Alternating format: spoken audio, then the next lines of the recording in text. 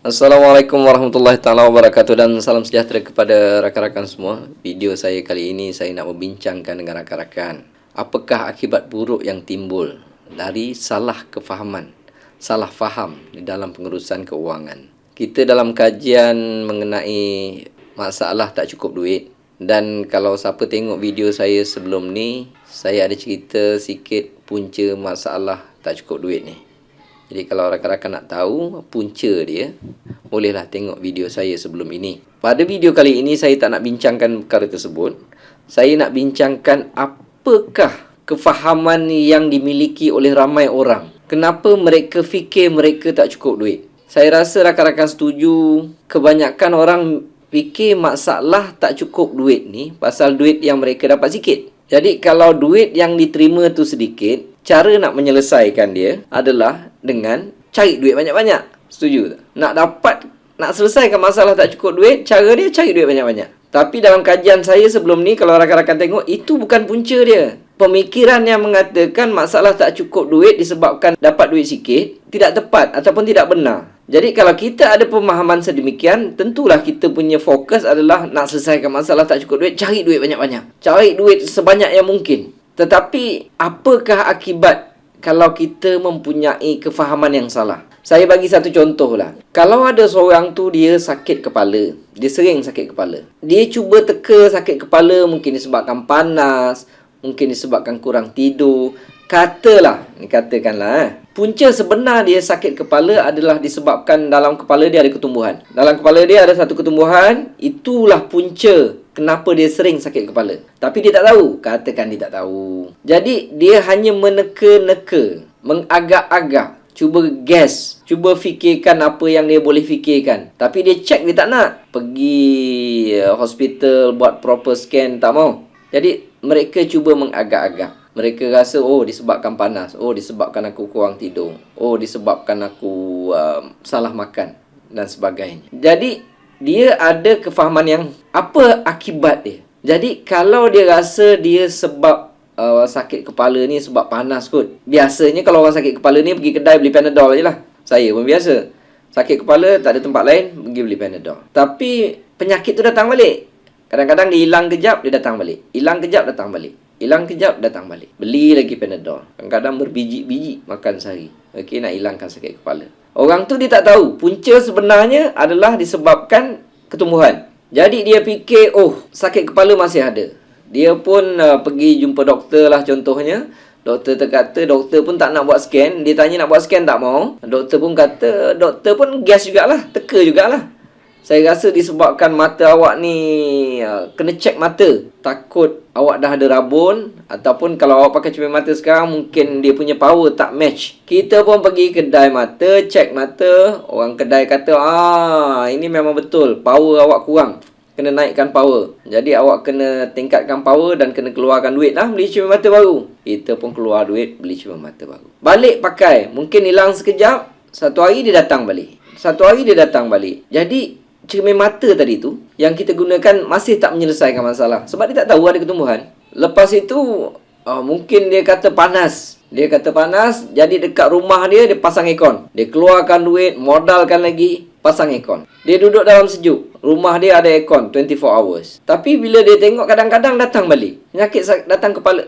Sebab dia bukan disebabkan aircon, bukan disebabkan suhu dan sebagainya, disebabkan ketumbuhan tadi tu. Semua yang dia buat tu tak berhasil. Sebab apa? Sebab dia salah faham. Apabila seseorang mempunyai conclusion, mempunyai kesimpulan yang salah, semua usaha yang dia lakukan, semua harta yang dia keluarkan, semua wang ringgit yang dia keluarkan, semua masa yang dia laburkan untuk menyelesaikan masalah, semuanya pergi ke longkang, tuan-tuan. Semuanya dikategorikan sebagai membazir. Sebab dia tak menyelesaikan masalah. Aircon yang tadi itu ingat boleh selesaikan masalah, keluar 2-3 ribu ringgit pasang aircon, pun tak menyelesaikan masalah. Tukar cermin harga yang bukan murah-murah, 2,000, 3,000, tukar cermin mata yang bagus punya, pun tak menyelesaikan masalah. Jadi semua duit yang digunakan itu tidak menyelesaikan masalah. Sebab apa?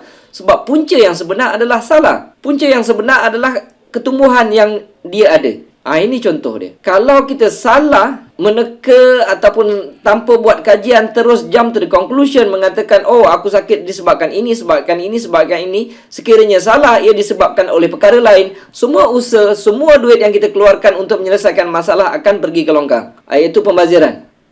Saya bagi satu contoh lagi, kalau kurang faham. Ada seseorang ni, dia nak pergi ke Pulau Pinang, contoh dia. Dia nak pergi Pulau Pinang, dia jumpa seseorang yang salah. Dia kata, boleh awak tunjukkan, saya ni sekarang di Kuala Lumpur, saya nak pergi ke Pulau Pinang. Orang yang bagi nasihat itu salah. Salah bagi nasihat. Dia pun ambil satu kertas, kalau awak nak pergi Pulau Pinang, awak gunakan map ini, dia kata.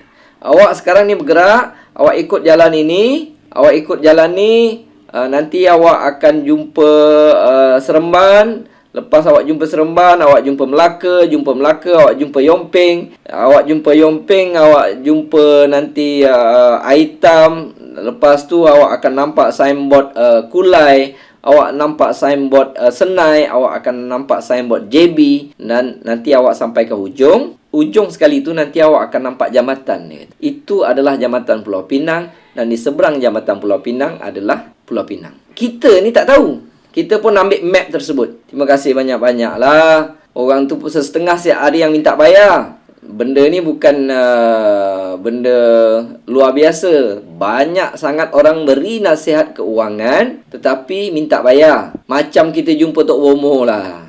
Tok Bomo nak minta kaya. Tok Bomo tolong bagi saya nak kaya. Tok Bomo tu kata boleh, tapi awak kena bayar down payment, pengeras. Yang kita ni pun mangkuk, bagilah juga duit pengeras. Dah tahu tengok Tok Bomo tu pun tak boleh hidup dengan ilmu dia, kita sanggup lagi bayar pengeras. Tok Bomo tu ada ilmu, tapi ilmu itu pun tak boleh menyebabkan dia sendiri kaya, kita pun bayar juga. Masih nak ikut. Saya pun tak berapa nak faham yang tu. Kita pun ambil map tersebut. Sebab kita tak pernah pergi Pulau Pinang, kita ambil map tersebut, kita ikut. Lepas tu kita nak pergi ni sebab kita nak cepat, urgent, nak sampai ke Pulau Pinang. Kita pun nak cepat, ambil kereta yang jenis laju. Sewa kereta yang jenis laju. Nak bawa, nak cepat sampai ke Pulau Pinang. Kita pun start engine, zaf jalan.